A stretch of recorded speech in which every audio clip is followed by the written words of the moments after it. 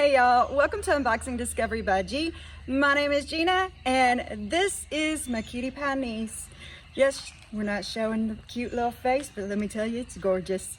So today we are picking the winner for the Hop into Spring collab. Y'all, I'm doing it a little different this time. Instead of using the random comment picker, I went through and got everybody's name who used fur babies, one word or two. Since I didn't specify, I wanted to be fair.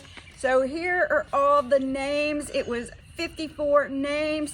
They're all written down in here, and the sweet cutie is going to pick. All right, are you ready? All right, who won? Brenda Travis. Yay, Brenda! I'm so glad you won, Brenda. Congratulations. Are you ready? Yay! Yay! So Brenda, you know what to do. Email me unboxingdiscoverybyg@gmail.com.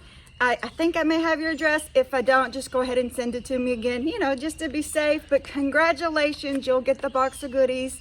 Y'all, thank you so very much for spending time with me here at the farm. Have a wonderful day and God bless.